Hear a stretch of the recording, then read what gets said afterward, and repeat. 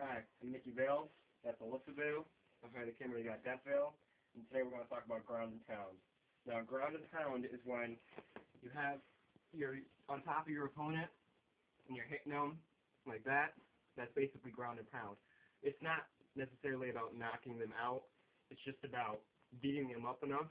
So the referee calls for a TKO, which is a technical knockout, which is when they don't think the fighter can take much more, right? So usually if they're on top of them, they're going to have you in the guard. Of course, she's stupid and she doesn't watch MMA. She's not going to know what a guard is. So, and then what I'm usually going to do is, I could do a lot. I could punch like normal. I could do what's called a hammer fist, which is where you take your fist, you just go like that. Like a hammer. Yep, like a hammer. I could do elbow strikes. I could do a lot, but there are different rules in different states for MMA. So you also got to watch out where you hit them. Usually the referee will warn you.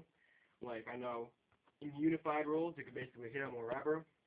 But in some states, you can't hit them anywhere above the forehead and back. You can't hit them anywhere like that. So you just got to watch where you punch, depending on the state.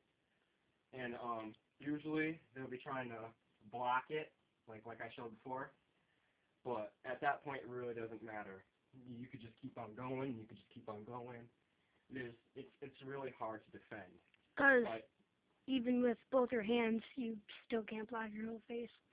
Yeah, but there still are ways to defend it. So get on top of me. Awkward. Shut up. Hold me closer. Now, what you want to do is, see, this is called a guard. All right, I'm going to talk about it later in grappling. But this also prevents them from being able to get up all the way. Like, see, try to get up all the way. It's difficult, so that helps protect you.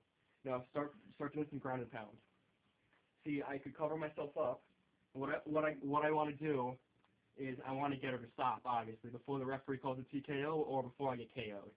So what I'm going to do is I could grab her. I could just push her in my chest. I could grab one of her arms like that, and I could hold her arm like that. I could do it with the other arm too. It's just a matter of grabbing them whichever way you can and getting them down so they stop. And that's basically it. That's ground and pound.